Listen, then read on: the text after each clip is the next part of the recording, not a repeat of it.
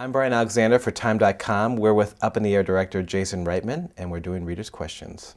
Kimberly Torres from Glendale, California wants to know, thank you for smoking and Up in the Air are both based on novels.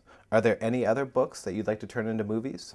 There are, but I actually can't say what they are because if I told you, then you would go turn them yourself into a movie. So I sadly have to plead the fifth on that one. If I was Oprah, would you let me know? Oh, yeah, Oprah, are you kidding me? No. I am adapting Joyce Maynard's Labor Day right now, and you can know about that, and that's a book that I'll be working on.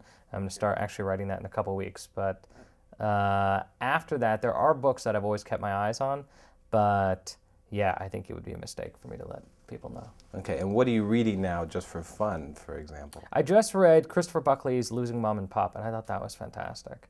It was just beautiful. Luke Miller from Trufant, Michigan wants to know, the main characters of your films tend to be socially stigmatized. What makes you work so hard to humanize these characters? Well, I just find them more interesting. I think, it's easy to take on a character who agrees with the societal norm. To make a movie about a person who is victimized by big tobacco, I think is kind of the easy way. Whereas to make the head lobbyist for big tobacco, or a pregnant teenage girl who has a very kind of even-minded approach to her pregnancy, or the main character of Up in the Air, a guy who not only fires people for a living, but has made this very politicized decision to live alone. That is certainly the more interesting and unusual character to humanize, and even though that's more difficult, that's what interests me. And was it hard to sell to George Clooney to say, hey, listen, we want you to play this guy that travels for a living by himself, who fires people? George read the script and said yes right away. I think his exact words were, I just read it, it's great, I'm in. Alex Villa from Evanston, Illinois wants to know, who is the bigger diva, Michael Cera or George Clooney? Ha! Oh, no, that was my answer. That was it? Yeah. Okay, fair enough.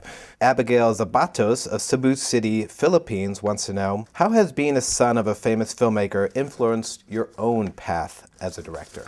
I spent a lot of my childhood on sets. My father tried to direct movies over the summer so I could be there. You learn that filmmaking is an imperfect science, that it is a process in which every time you make a movie, you are doing something for the first time that no one's ever done before. You are going to make mistakes.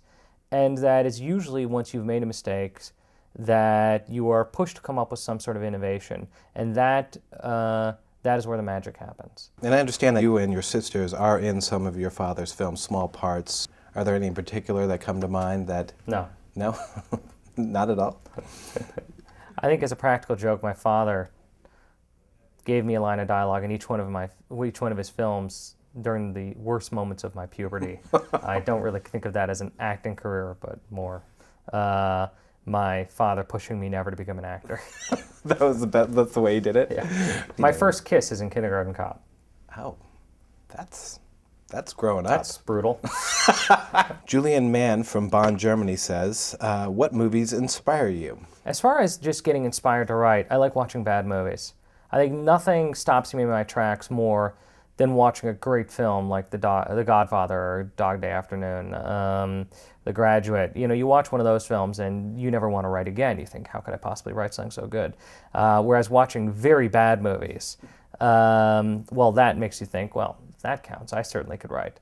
However, particular movies that I found inspiring, Election. I think Election is pretty damn brilliant. Harold and Maude, I love that film. I mean, these are just my favorite films of all time. What advice do you give to those who hope to become filmmakers? I advise to do what I did, which is to use the film festival system. That unlike any other art form, filmmakers have this unique kind of web of festivals. In the U.S., there's hundreds alone, and it is a democratic system within which you submit films, and if they are good enough, they play. If they're very good, you could win an award, really get the attention of some agents and some studios. I need to settle a bet with a friend. While watching Thank You for Smoking, we spent time afterward contemplating your personal stance on the subject matter. What is it? This is a question that comes up with all of my films, is people want to know what my personal stance is, as if I have a moral standpoint that they should be picking up on. And the truth is, I don't. And I certainly don't want it to be seen in my films. So you're not even going to go out against smoking, or the smoking or tobacco industry? No, I think that people should be free to do what they wish, and that the information on cigarettes is out there, that it'd be hard to find a human being who didn't know that smoking was dangerous. And at this point, if you want to smoke, smoke. There's plenty of dangerous things you can do in life, and I certainly don't want my government telling me what I should be doing. Mm-hmm. But isn't also one of the major themes, and also kind of gets back to one of the earlier questions, which is, here's this man who assumingly works in a reprehensible business, but yet we like him and we follow his journey through that.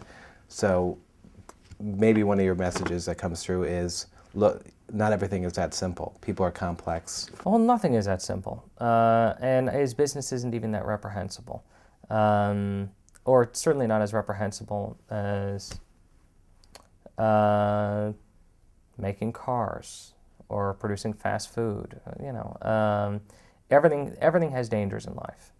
And what I do is try to portray my character as human beings, no matter what they do.